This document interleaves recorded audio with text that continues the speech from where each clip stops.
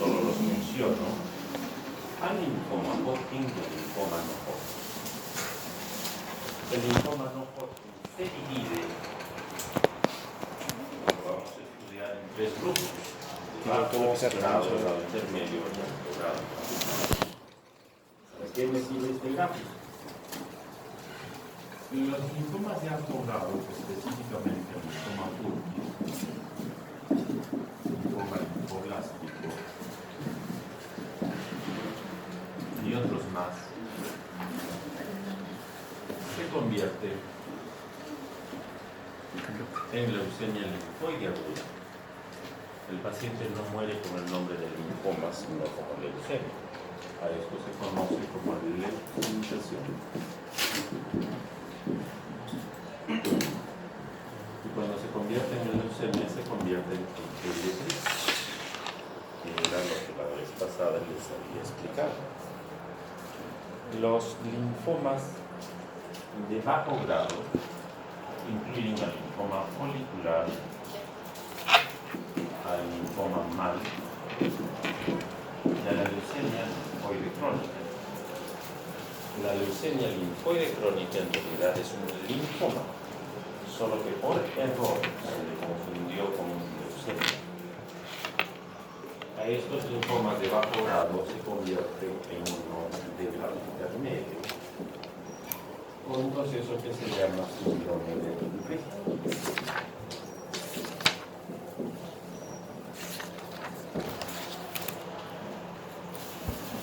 Estos cambios, migraciones y transformaciones son los que suelen confundir al alumno. ¿Hasta ahí nos entendemos? Muy bien. Hoy día solamente vamos a ver a estos dos niños, los dos linfomas.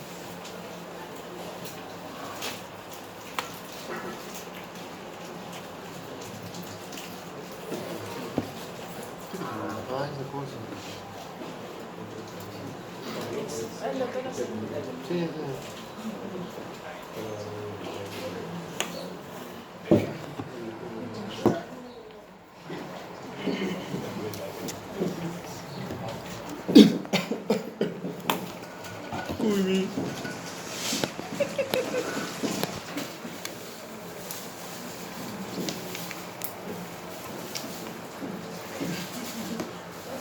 ¿Por qué hay dos linfomas? 5 diferencias. El linfoma Hodgkin existe esta célula.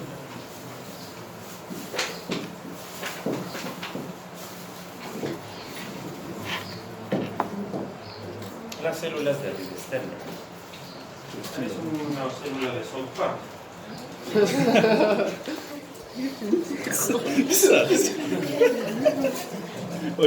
Esto es un linfocito B,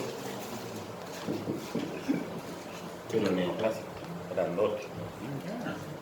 En mi promoción de alumnos de pregrado, que éramos 300 y muchos, me acuerdo de un compañero, un colega que era mucho más alto que yo,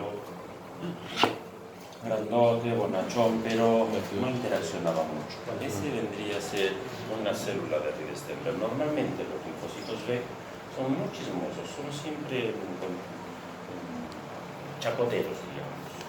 Si no se enchapota, se muere. Pero la célula de Rivesteiner es aquel compañero suyo grandote, un agente medio Asperger, muy tímido, incapaz de establecer contacto.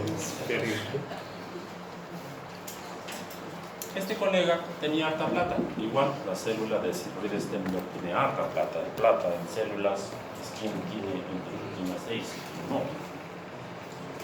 Yo en el ejemplo entonces decido contrato personal de servicio que venga a limpiar mi casa, contrato fibroblastos que me ayuden con la vestimenta, contrato eosinófilos para que sean mis secretarios, contrato macrófagos para que me protejan, contrato amigos, otros linfocitos B para que me hagan la junta de que son mis amigos, contrato células normales. Una célula de Rivesteiner contrata más o menos entre 100.000 a 500.000 células normales. La pregunta es, en este caso, yo soy el neoplásico, ¿Ustedes son los neoplásicos o la suma de ustedes y yo? ¿Qué piensan? La suma. ¿La suma solo yo o solo ustedes?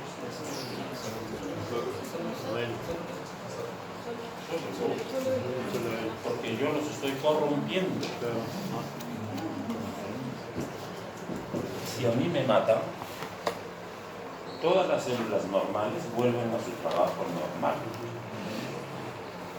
¿La masa tumoral en este caso es alta o baja? Baja, porque soy solo yo. La masa tumoral es menos del 1%. ¿Eso es buen pronóstico o mal pronóstico? Buen pronóstico. Mal pronóstico. Significa que la tasa de curación aún entre los peruanitos está próxima al 94% y entre los estadounidenses está en el 98%. Eso significa que es bueno. En cambio, en el linfoma no Hodgkin,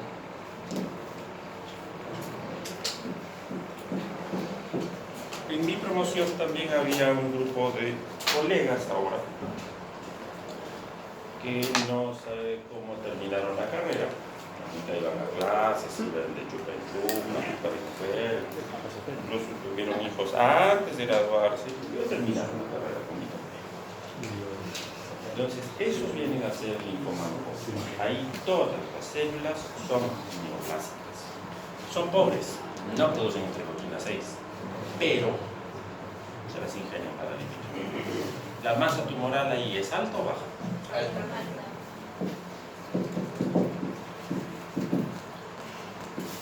¿Eso es bueno o es malo? Su tasa de curación en el Perú, estamos arañando el 40 y pico por ciento.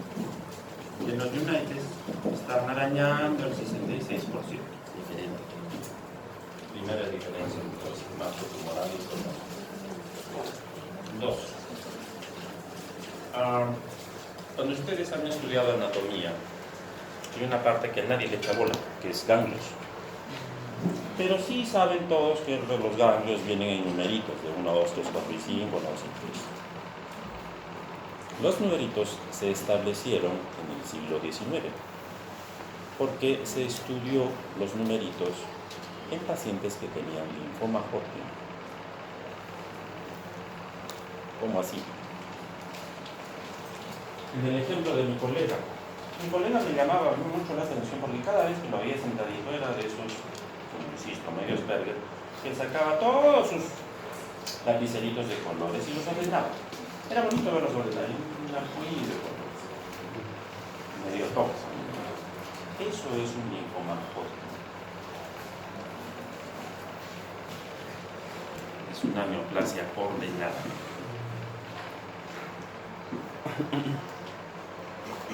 Si yo tengo hoy día el linfoma Hodgkin en el grupo ganglionar número 3, yo sé que el siguiente grupo va a ser el 4, y luego el 5, el 1 y el 2. Termina acá, sé que va a pasar aquí, va a empezar por el 1, el 2 y el 6, y luego acá arriba, por el 1 en el numeritos que está. A eso se refiere con ordenada, no se saltea. ¿Eso es bueno o es malo? Bueno. Predecible. Y eso le da la tercera característica. Siempre es ganglionar. Siempre se origina en ganglios. Y a partir de ahí, en cambio, el no Hodgkin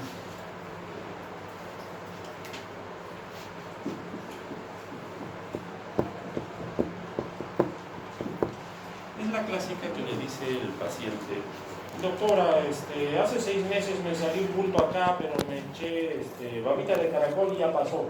Pero ahora vengo porque tengo otro bulto igualito, pero acá en la ingle. Es que el tumor camina o el ganglio desaparece de un lado y aparece en otro. No es ordenado, es impredecible y eso hace que sea alarmante, ¿no? Que de ahí se deriva la tercera característica. Se origina en ganglios más o menos el 50%. En el Perú, exactamente el 52%. Y es extraganglionar. El otro 50% en el Perú es 48%. Cuando un médico le dicen, piensa en linfoma, ¿qué piensan? Ah, en alguien que tiene ganglios. Cuando digo extraganglionar, es como si yo les dijera, en una endoscopía agarro el tornillo A, tiene un Bormann 3.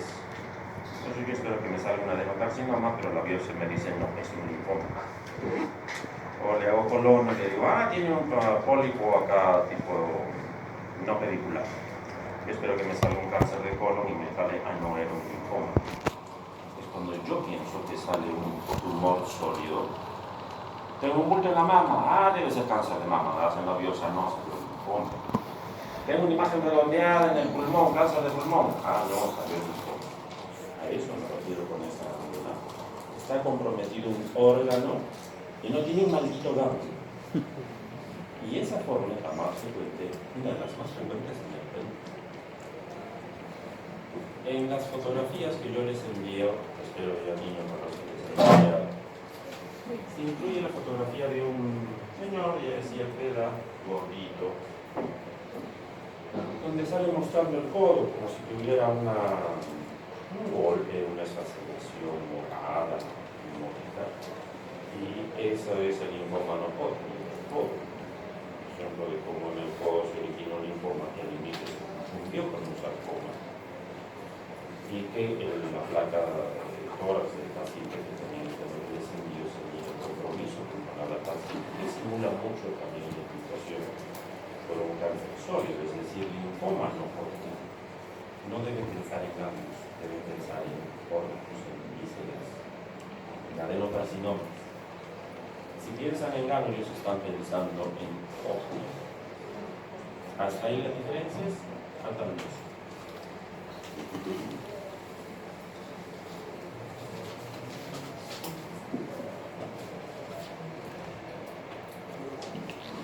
El vaso en el linfoma Hodgkin es muy importante. Se sabe que los seres humanos, todos, hacemos linfoma Hodgkin por lo menos 2 veces en nuestra vida.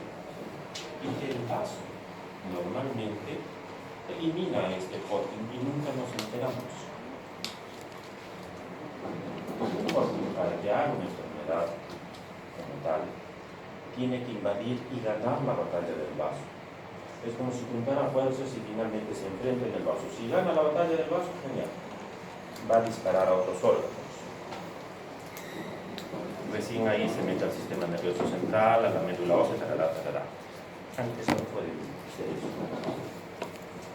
Linfoma Hodgkin sin vaso no existe. Linfoma no Hodgkin, lo bypassea. Simplemente tengo linfoma acá en mediastino, se mete al retroperitoneo y cuando ya hace toda la fase más avanzada, recién no ocupa el vaso. Le gana en esa forma. A la densidad.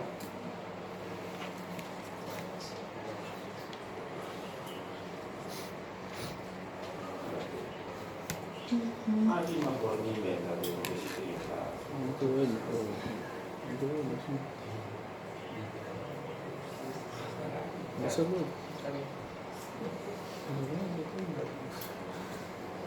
Y finalmente la última diferencia. Solo hay linfomas Hodgkin de estirpe B. Eso hace que vamos a estudiar solo 4 tipos de linfomas Hodgkin. Es muy fácil.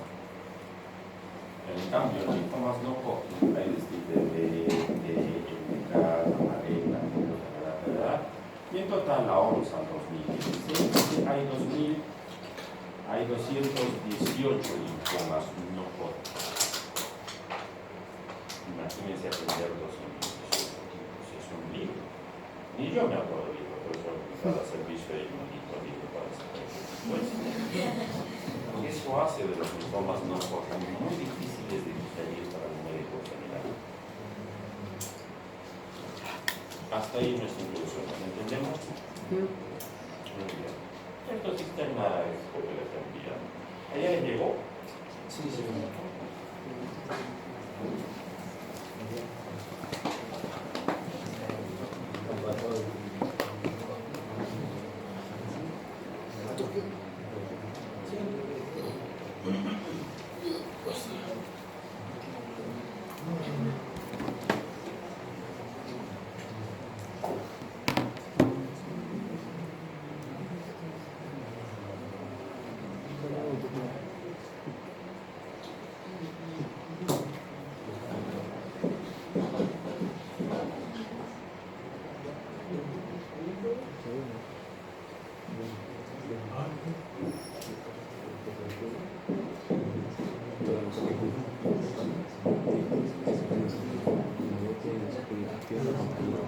Linfoma Hodgkin. Paréntesis. No se dice enfermedad de Hodgkin, eso es horrible. Y tampoco se dice linfoma de Hodgkin, eso también es horrible, deja mala impresión. Para un gringo eso es un insulto. Incluso he visto que lo escriben como Kim. Vamos a ver.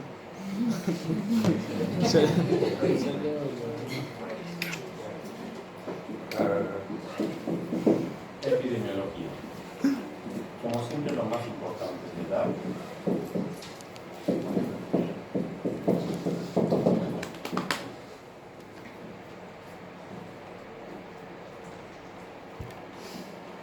Igual.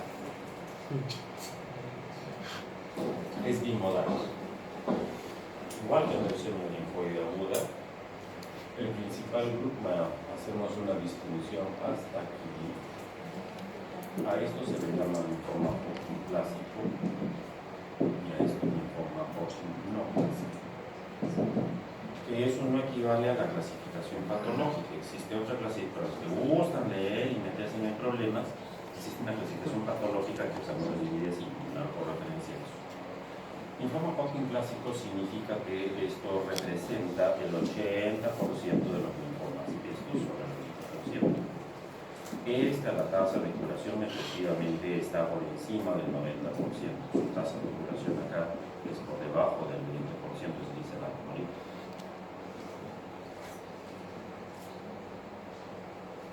Esto es muy importante porque en adelante todo lo que hablemos solo nos vamos a referir al linfoma Hodgkin que da aquí a los Hodgkins.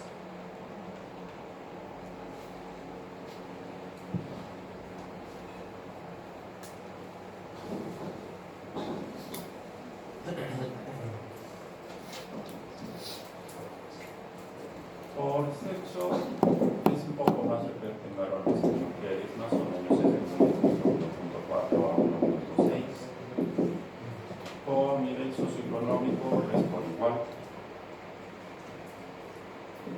Etiología está fuertemente asociado al estigma y eso ahorita lo vamos a aclarar un poco. Clasificación, de frente a la parte importante. Se dividen en 4 tipos. Esto sí lo voy a hacer más grande.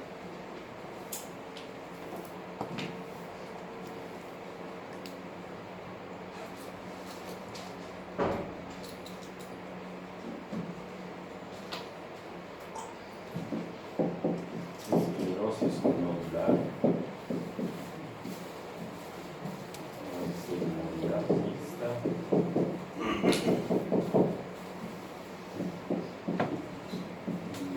Lesión linfocitaria.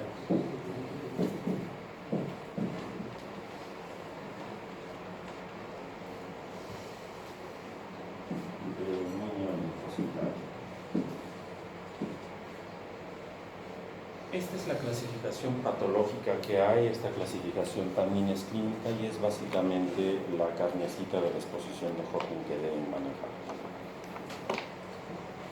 Esclerosis nodulares y realidad mixta son las formas más frecuentes. Depresión linfocitaria es la menos frecuente. Y predominio más o menos. Hay una bibliografía que dice que esto es una frecuencia, eso está errado. Es una bibliografía de problemas con traducción de los mexicanitos.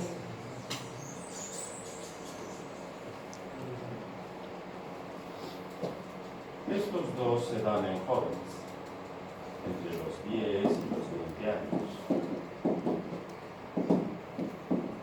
Estas dos se dan viejos, arriba de los 40 años. Y este más o menos arriba de los 60 años. Su pronóstico es bueno, su pronóstico es bueno, su pronóstico es muy malo. Y su pronóstico es casi 40 y 60. El pronóstico de acá es más o menos bueno, no tan bueno como el anterior. Estos están asociados al Epstein-Barr. Este está asociado a un tipo de herpes. Este está asociado a HIV y este está asociado a un tipo de herpes.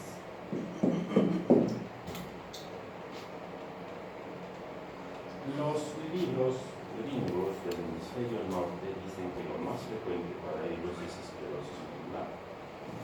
En el hemisferio sur de la Tierra, incluyendo Australia, no por el hecho de ser subdesarrollados, el más frecuente es celularidad mixta.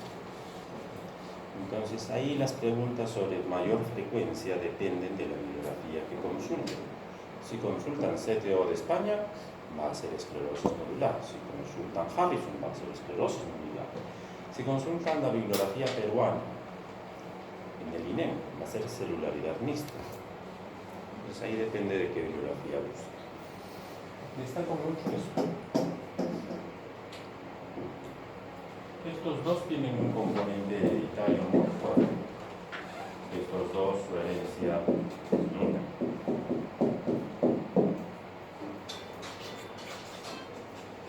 En el hemisferio norte, el Epstein-Barr se contrae más o menos hacia los 3 o 4 años. Y se contrae bajo la forma de aerosoles. Es decir, por gripe, por achís. Cuando me da achís, el mocoso inhala el Epstein-Barr.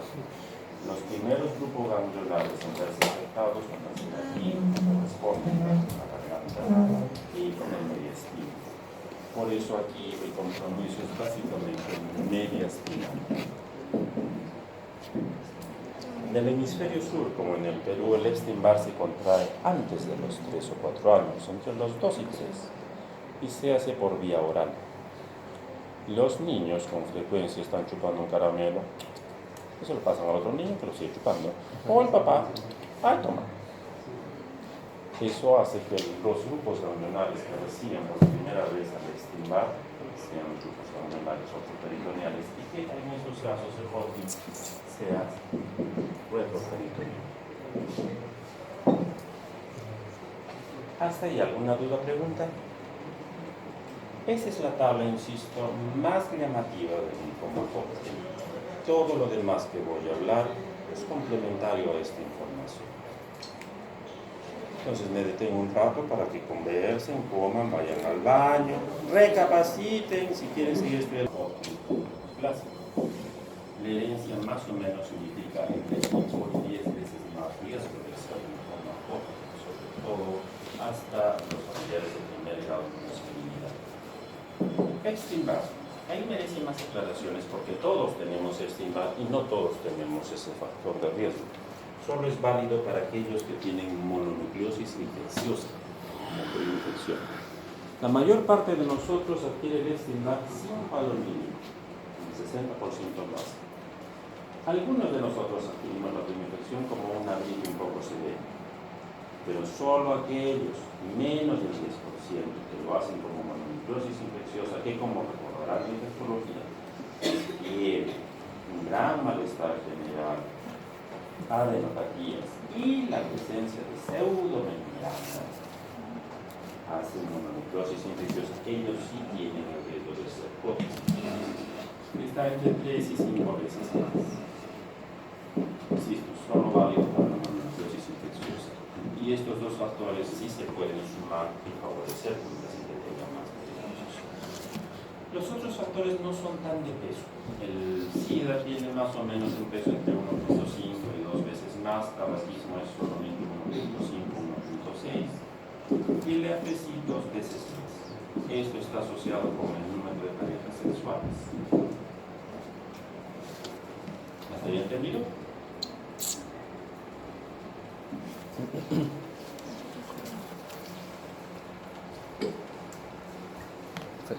Con amor, feliz.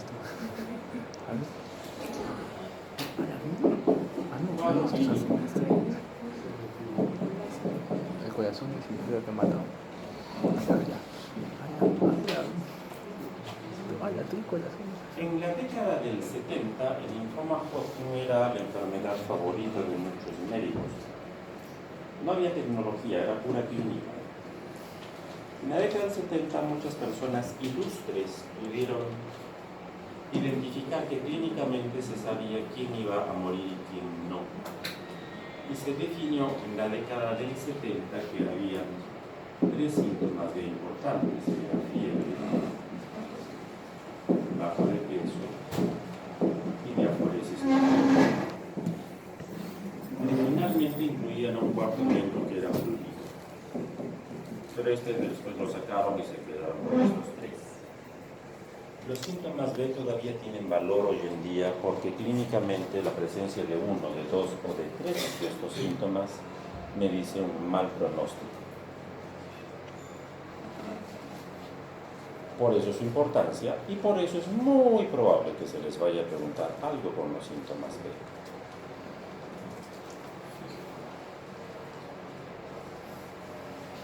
Los síntomas B, por si acaso, están presentes en todos los linfomas, incluyendo los no Hodgkin, pero se descubrieron en los primeros.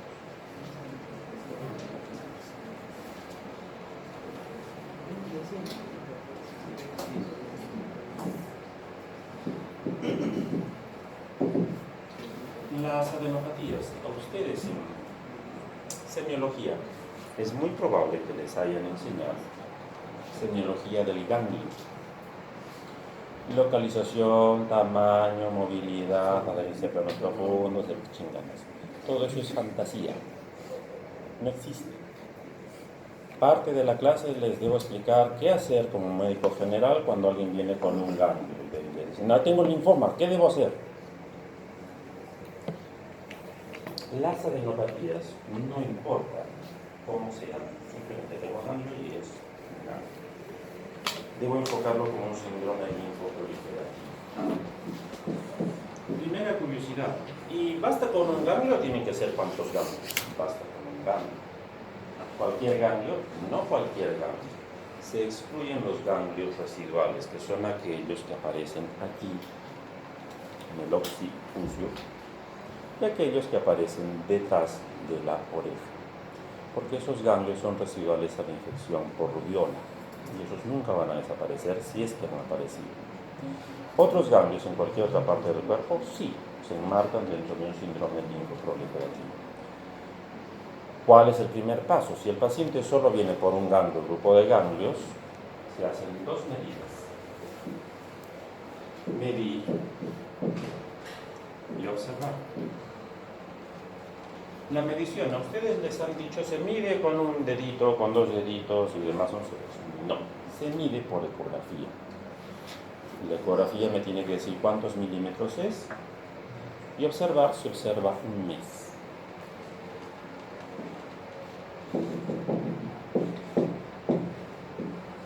Luego del mes puede ser que los ganglios ya no estén, sigan igual o hayan aumentado. Esto en cuanto a tamaño, es decir, a una ecografía al inicio y una ecografía luego de un mes. Si sucede de esto, se hace la exéresis del ganglio. Y si acá no hago nada más. Y ahí viene el otro problema. Hay muchos médicos, ya lo van a ver por sacar plata, les gusta hacer la biopsia con la aguja fina, lo que llaman BAF. La biopsia por aspiración con aguja fina solo se hace para cáncer de tiroides, y nada más que para eso.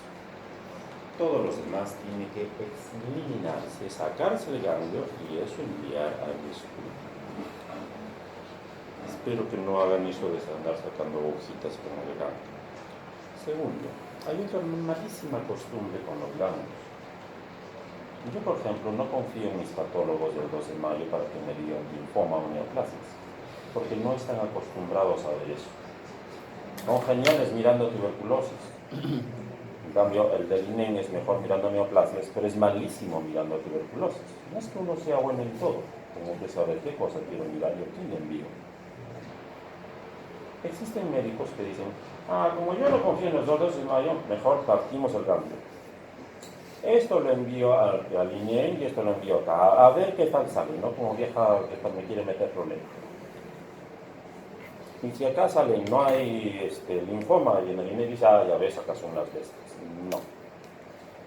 En el ganglio, la infiltración de los ganglios no es como la imaginación de los médicos piensa que todo el ganglio está infiltrado. El ganglio se infiltra esta parte, luego se apaga, luego se infiltra esta otra, luego se apaga. Entonces, depende de la casualidad. Puede ser que en la parte que yo envío acá, efectivamente, se había apagado el linfoma y no había nada. En la que envié al INEM, sí había. Nunca apartan un ganglio. Siempre envíen todo el ganglio, sin parte, al patólogo que confíen. 2. Los médicos piensan que solo hay un linfoma. Entonces eso es más difícil de explicar, pero normalmente no hacemos un linfoma. Cuando yo digo linfoma, y digo linfoma Hodgkin, es porque mínimo hay 2 linfomas en un ganglio, solo que el patólogo me va a reportar aquel linfoma que predomina. Pero si yo buscara con detención pruebas específicas, encontraría más de un linfoma. Por eso no se debe enviar un ganglio, no se debe partir un ganglio. Los europeos dicen que durante este mes no se hace nada más que mirar.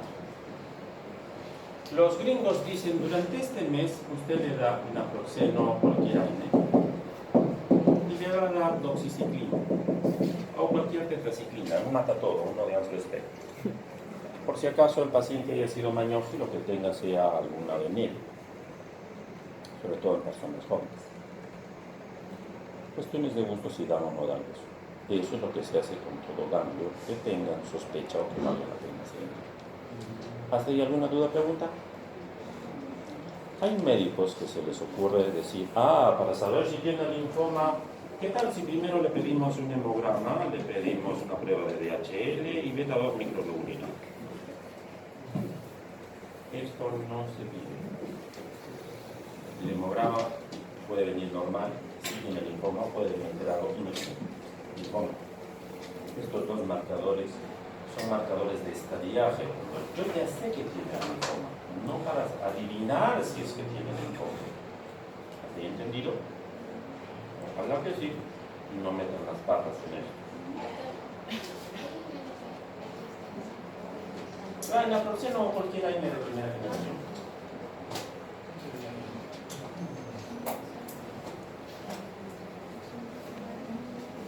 Yo no lo vi, pero sí sé que lo hacían. En mi época ya no se hace.